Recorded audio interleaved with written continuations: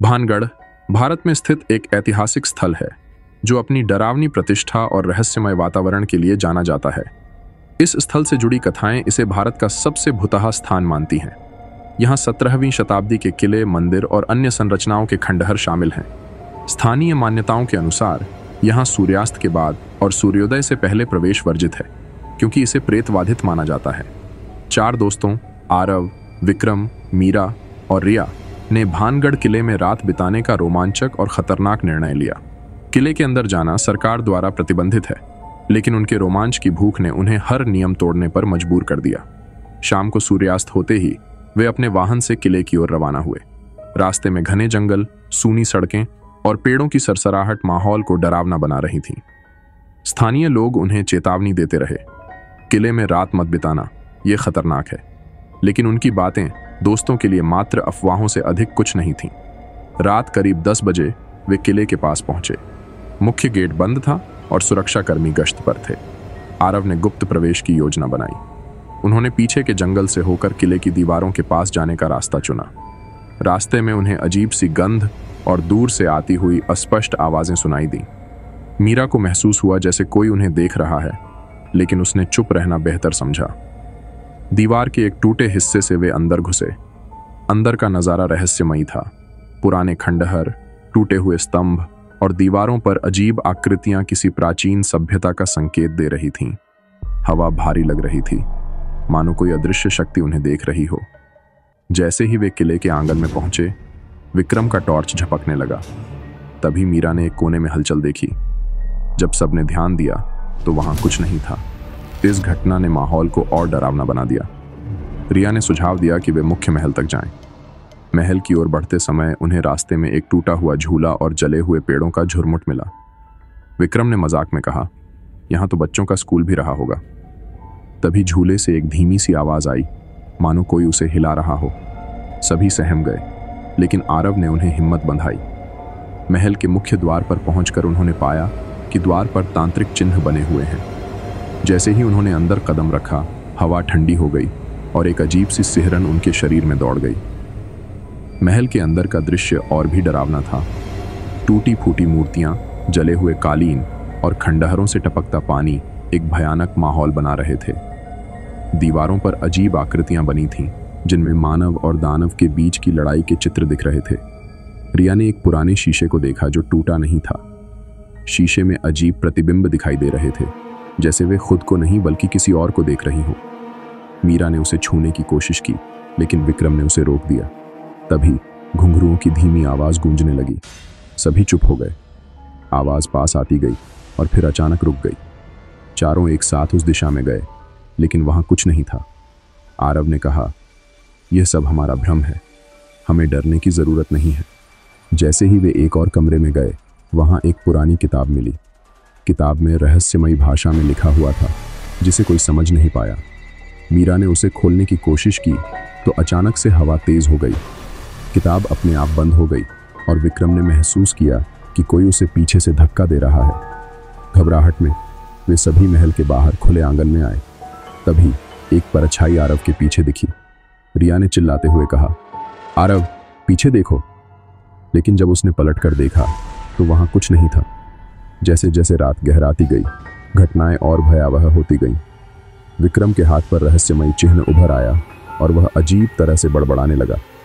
उसने कहा, यह जगह हमारी नहीं है, हमें वापस जाना चाहिए।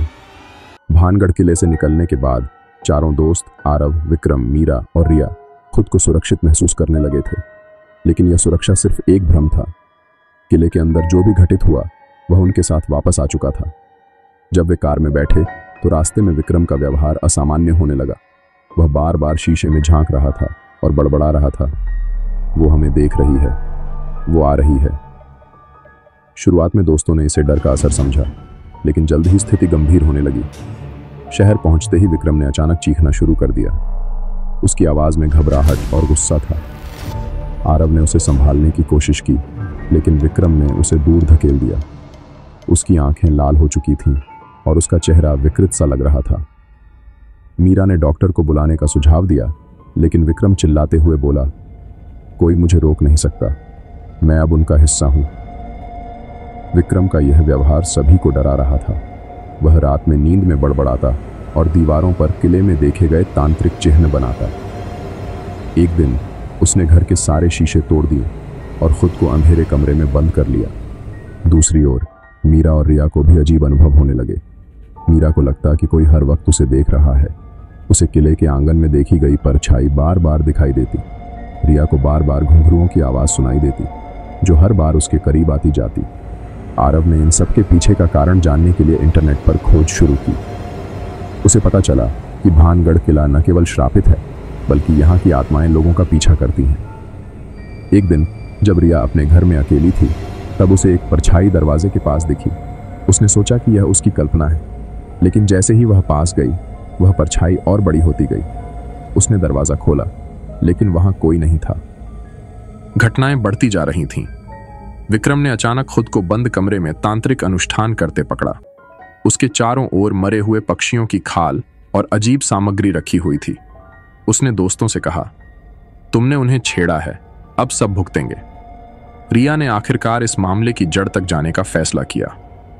उसने भानगढ़ किले से जुड़ी कहानियों को जानने के लिए एक स्थानीय पंडित से संपर्क किया।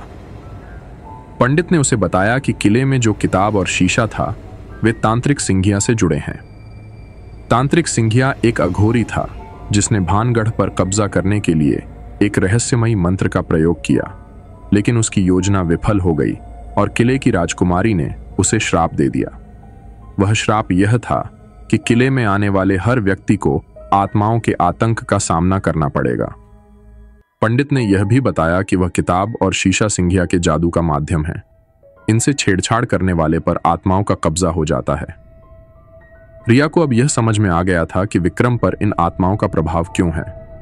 इस बीच विक्रम का हाल और भी बिगड़ने लगा। वह अजीबोगरीब आवाजें निकालता, अपने शरीर को झटके से तोड़ता मरोड़ता और खुद को चोट पहुंचाने की कोशिश करता। आरव और मीरा ने उसे अस्पताल ले जाने की सोची, लेकिन वह वहां से भाग गया। रिया ने उस किताब के रहस्यों को समझने के लिए एक तांत्रिक की मदद ली।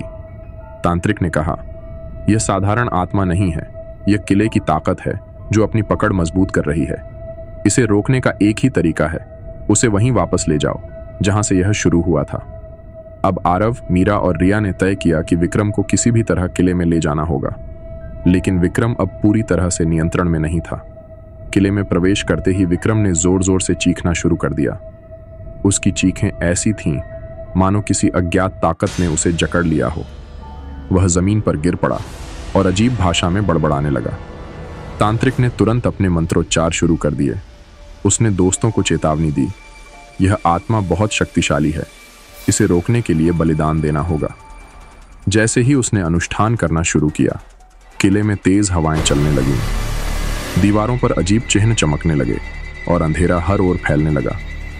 विक्रम ने अचानक अपनी आंखें खोली। उसकी आंखें पूरी तरह से काली हो चुकी थीं। वह उठकर एक तांत्रिक पर झपटा और उसे इतनी ताकत से धक्का दिया कि वह दूर जा गिरा। मीरा और रिया ने विक्रम को रोकने की कोशिश की, लेकिन उसने उन पर हमला कर दिया। आरव ने तांत्रिक की मदद से एक मंत्र दोहराने की कोशिश की, लेकिन विक्रम अब पूरी तरह आत्मा के नियंत्रण में था। तांत्रिक ने चिल्लाते हुए कहा, अगर इसे नहीं रोका गया तो यह सबको खत्म कर देगा। इसे आत्मा के साथ हमेशा के लिए बांधना होगा। मीरा और आरव ने विक्रम को बेहोश करने की कोशिश की, लेकिन वह असाधारण ताकत दिखाते हुए लड़ता रहा। तभी तांत्रिक ने एक आखिरी विकल्प सुझाया।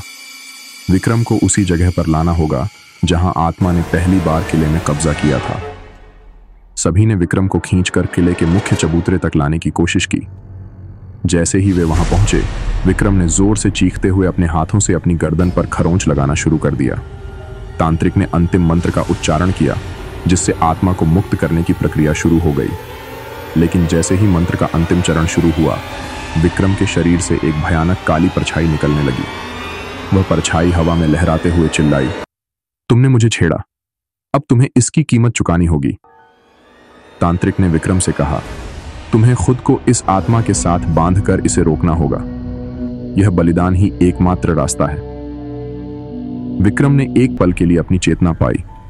उसने अपने दोस्तों की ओर देखा और एक आखिरी बार कहा, तुम लोग बच जाओ, मैं इसे रोकूंगा।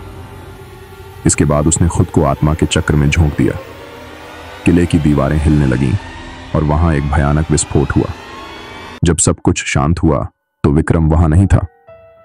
मीरा, आरव और रिया ने अपने दोस्त को खो दिया था। किले से बाहर निकलते समय उन्हें विक्रम की आवाज सुनाई दी, मैं हमेशा तुम्हारे साथ रहूंगा। लेकिन क्या वह आत्मा मुक्त हुई थी या विक्रम खुद अब उस श्राप का हिस्सा बन चुका था?